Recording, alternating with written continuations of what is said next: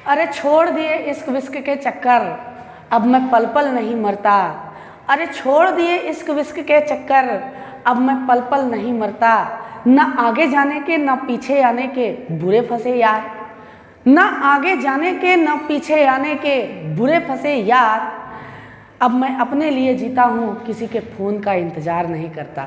नमस्कार, मैं दीपक कुमार सोनी आप सबका दीपक जीएस एकेडमी में बहुत बहुत स्वागत करता हूँ। दोस्तों, जिस प्रकार से हम लोग मॉडर्न हिस्ट्री की लगातार श्रृंखला को लेकर चल रहे हैं, झारखंड सीरीज की लगातार श्रृंखला को लेकर चल रहे हैं, उसी प्रकार से हम लोग बिहार सीरीज की लगातार श्रृंखला को लेकर चल रहे हैं और बहुत बेहतरीन तरीके से इसको हम लोग लगभग बिहार के भूगोल को हम लोग ख़त्म करने पर हैं। अब इसके बाद एक और चैप्टर बचेगा बिहार की जनसंख्या लगभग, जहाँ से क्वेश्चंस बहुत पूछे जाते हैं, आपको एग्ज़ाम में उसे देख कर ही जाना चाहिए, है ना। तो आप अच्छा से अपनी तैयारी करें और लगातार बिहार की श्रृंखलाएं हमारे द्वारा दी जा रही है। आपको अच्छा लगे तो आप समर्थन करें और बहुत ज़्यादा समर्थन करें ताकि हमें सहयोग प्राप्त हो दोस्तों, और एक तरह से आपका प्यार मिले। आइए आज इसी बिहार के श्रृंखला में हम लोग बिहार के प्रमुख वन आरक्षित क्षेत्र और राष्ट्रीय उद्यानों की चर्चा करेंगे, जहाँ से क्वेश्चंस कई बार बीपीएससी टच भी करता है। बीएसएससी तो खैर यहाँ से क्वेश्चंस पूछता है और बीपीएससी भी कई बार इस क्वेश्चंस को टच करता है। छोटा सा चैप्टर है, 5-10 मिनट का चैप्टर है, आप अच्छा से देखें, अंत तक देखें ताकि आपको पूरा कंसेप्ट मिल सके, है ना। ध्यान दें कि वन्य जीव आरक्षण क्षेत्र एक तरह से आरक्षित क्षेत्र कहाँ पर हो सकते हैं, तो जहाँ पर जंगल ज़्यादा होंगे वहीं पर वन्य जीव आरक्षित क्षेत्र हो सकते हैं। और मैंने कल की क्लास में आपको बताया और बेहतरीन तरीके से बताया कि लगभग बिहार का 6.58% ही वन्य क्षेत्र है। वन क्षेत्र है बिहार का 6.5%। बाकी इधर का जो इलाका है वो पूरा क्या है, वन क्षेत्र नहीं है। एक तरह से आप देख सकते हैं कि जहाँ भी वन्य जीव आश्रयणी है वो लगभग इसी क्षेत्रों में है जहाँ पर शुष्क पतझड़ वन वाले क्षेत्र थे। आप पीछे के वीडियोस को देखें, डिस्क्रिप्शन में लिंक मैं दे दूँगा और उसके बाद फिर आप पीछे की वीडियोज़ को देखें और बहुत बेहतरीन आप पीछे के वीडियोस को देखें और वहाँ पर बहुत बेहतरीन तरीके से मैंने पढ़ाया है कि कहाँ पर कौन सा वन है। इसी चीज़ के लिए पढ़ाया था ताकि आपको अच्छा महसूस हो सके और एक तरह से अच्छा एक नॉलेज हो आपको। आप देखिए, ध्यान दीजिएगा, है ना। तो एक तरह से जहाँ पर जंगल है यानी शुष्क पतझड़ वन है ये वाला इलाका, वहीं पर वन्य जीव आश्रयणी क्षेत्र बनेंगे, वन्य जीव आरक्षित क्षेत्र बनेंगे, वहीं पर वन्य जीव आरक्षित क्षेत्र बनेंगे। और एक तरह से आप देखिएगा कि इधर ही घनत्व ज़्यादा है वन्य जीव आरक्षित क्षेत्रों का, जो बिहार सरकार के द्वारा बनाए गए हैं, है ना। तो आइए जानते हैं कि कहाँ पर कौन सा वन्य जीव आरक्षित क्षेत्र है दोस्तों, और बहुत अच्छा से मैप के दृष्टिकोण से हम लोग समझेंगे।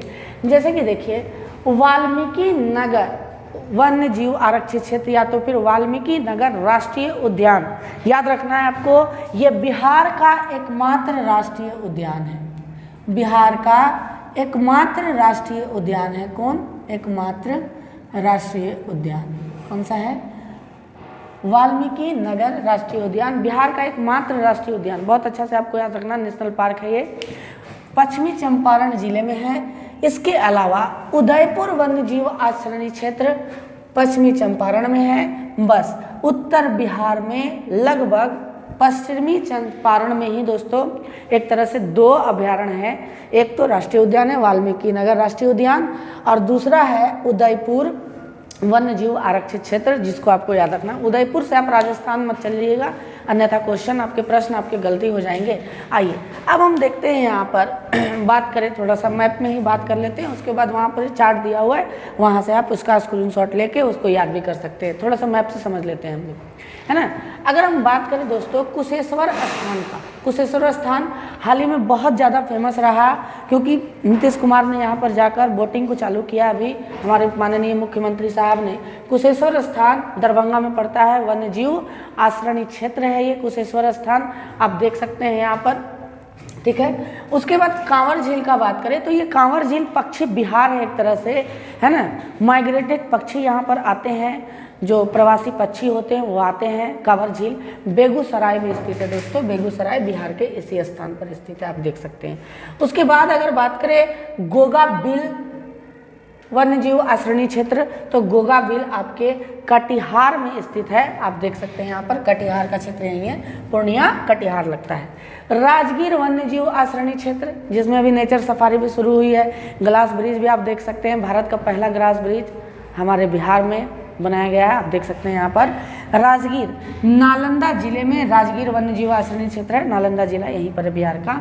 भूमिबंध का अगर बात करें तो भूमिबंध जो आश्रयणी क्षेत्र है, वन्य जीव आश्रयणी क्षेत्र, एक तरह से वो आपके भूमिबंध यहाँ पर मुंगेर जिला है, मुंगेर में ही भूमिबंध पड़ेगा, आप देख सकते हैं, ठीक है। उसके बाद विक्रमशिला गंगा डॉल्फिन विहार, जो कि यहाँ पर आपको दिख रहा है, विक्रमशिला गंगा डॉल्फिन विहार, वो भागलपुर में है ना। आपको मालूम है कि गंगा नदी में, आपको मालूम है कि भागलपुर में विक्रमशिला गंगा डॉल्फिन विहार को खोला गया है, एक तरह से बनाया गया आश्रयणी क्षेत्र है गंगा डॉल्फिन के लिए, क्योंकि हमारे गंगा नदी में ही डॉल्फिन्स पाई जाती हैं और जो भागलपुर में दिखता है एक तरह से, तो विक्रमशिला गंगा डॉल्फिन विहार भागलपुर में स्थित है। बात करें गौतम बुद्ध वन्य जीव आश्रयणी क्षेत्र का, तो ये गया में उपस्थित है दोस्तों, गया में है ये, यहाँ पर गया है बिहार का, आप देख सकते हैं। बात करें नकटी बांध और नागी बांध का, ये दोनों पक्षी विहार है जहाँ पर प्रवासी पक्षी आते हैं, माइग्रेटेड पक्षी आते हैं और अपना आश्रय खोजते हैं। नकटी बांध या नागी बांध, यहाँ पर देखिए चिराग पासवान जी का जहाँ से सांसद है जमुई स्थित है, और नागी बांध या नकटी बांध जमुई में ही स्थित है। बात करें कैमूर वन्य जीव आश्रयणी क्षेत्र, कैमूर की पहाड़ियों को लेकर के बात कर रहा है, तो रोहतास क्षेत्र में, रोहतास यहाँ पर रोहतास है दोस्तों, रोहतास क्षेत्र में, रोहतास यानी सासाराम का बात कर रहे हैं यहाँ पर, है ना। तो ये सब जो हैं वो हमारे वन्य जीव आश्रयणी क्षेत्र हैं, जिनमें से कई बार क्वेश्चन कांवर झील से पूछा गया है, कई बार नकटी बांध से, और वाल्मीकि नगर तो कई बार पूछता है कि बिहार का एकमात्र राष्ट्रीय उद्यान कौन सा है, तो बिहार का एकमात्र राष्ट्रीय उद्यान वाल्मीकि नगर है। इसके अलावा बिहार में राष्ट्रीय उद्यान है ही नहीं, जंगलें नहीं है तो कहाँ से राष्ट्रीय उद्यान वगैरह रहेगा। तो एक तरह से वाल्मीकि नगर राष्ट्रीय उद्यान है, और यही चार्ट में दिया हुआ है जो कि मैंने आपको मैप से समझा दिया।